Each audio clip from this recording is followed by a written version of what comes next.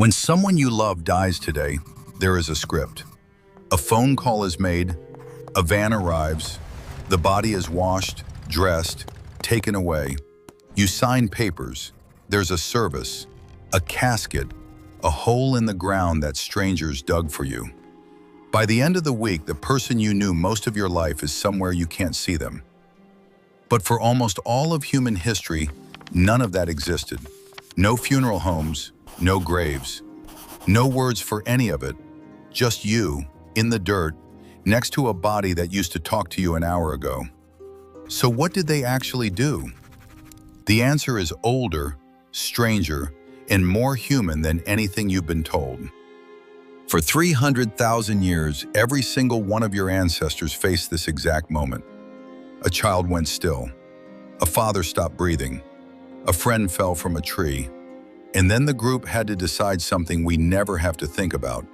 What do you do with the body of someone you loved?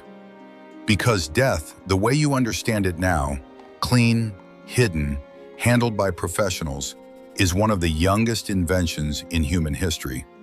The original answer was something else entirely. To find it, you have to go back at least 430,000 years to a cave in northern Spain. The site is called Cima de los Huesos, the Pit of Bones. It sits at the bottom of a 13-meter vertical shaft inside a cave system in the Atapuerca Mountains. When archaeologists finally reached it in the 1980s, they found something that should not exist. At least 28 individual human bodies, all of them ancestors of the Neanderthals, all of them deliberately placed there hundreds of thousands of years ago when our species had not even appeared yet.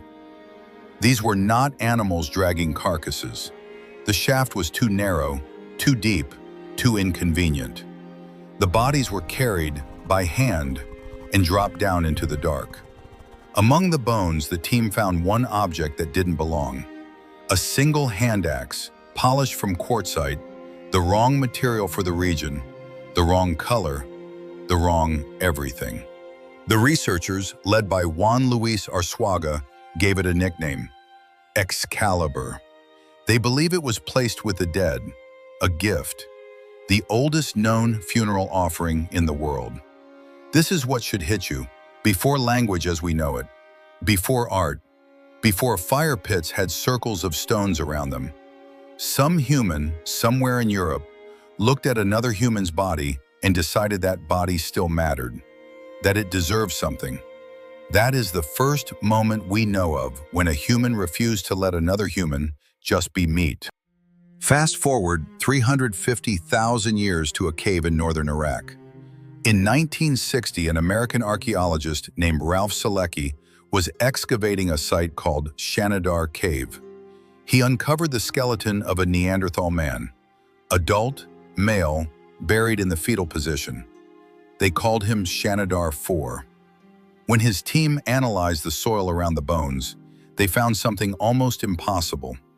Pollen, clusters of it, from at least 8 species of flowering plants: yarrow, cornflower, ragwort, grape hyacinth, plants that bloom in summer, plants that don't grow at the back of a cave by accident. Selecki argued that someone had laid Shanidar 4 down on a bed of flowers 65,000 years ago. The flower burial, as it became known, is still debated. Some researchers think a small rodent might have brought the pollen in. Others, after 50 years of further excavation, including a 2020 discovery of yet another deliberately positioned Neanderthal body at the same site, think Selecki was right all along. But here is what's not debated. The Neanderthals dug holes. They placed their dead inside them.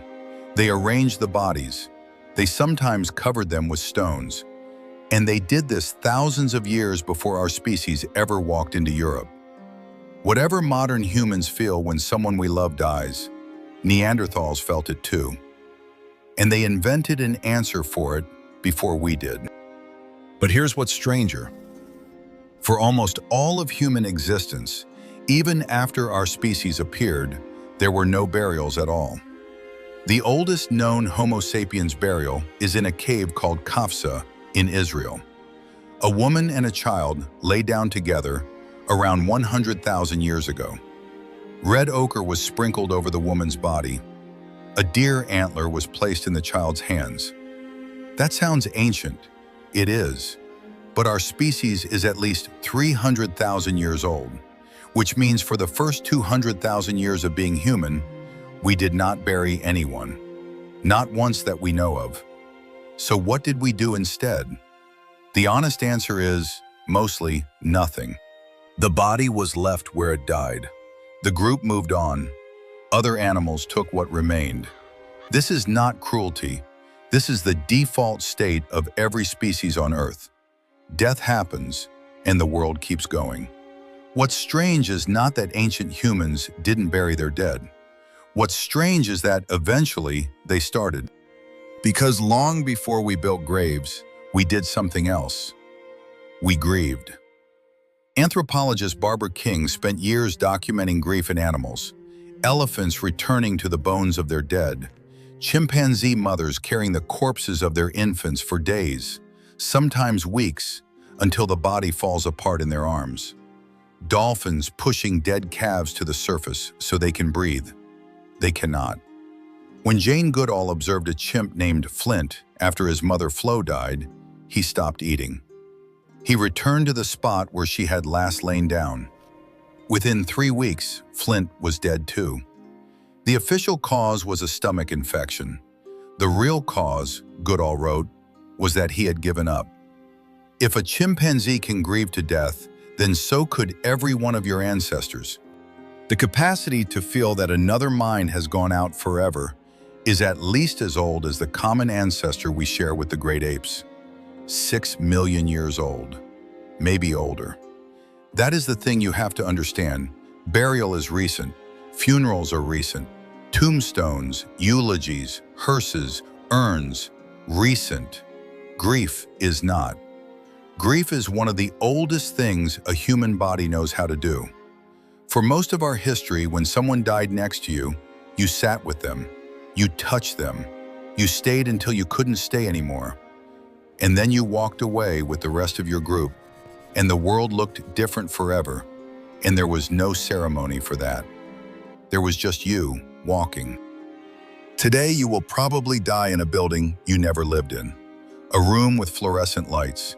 The people who handle your body will not have known you. They will wear gloves. They will move efficiently. And the people who loved you will be told, gently, when it is time to leave. This is what we built. We built it because the alternative, sitting in the dirt next to a body that used to be a person, was unbearable for too many of us, for too long. So we invented professionals. We invented distance. We invented rooms where the dead are kept until they are gone. But somewhere, deep in a brain that is 300,000 years old, you still know the other version. You still know what your ancestors knew, that a body is not just a body, that sitting next to it matters, that walking away is something you should have to do yourself. The first humans did not have graves. They did not have words for death. They did not have any of the things we use now to put a wall between the living and the gone. They had each other. They had the body. They had the long, quiet afternoon afterwards. And every single one of them, eventually, was the one left lying there, without a casket, without a service, just held for a while by someone who didn't want to let go. We built an entire industry to spare ourselves that moment. Most of us never even knew it was something we'd lost.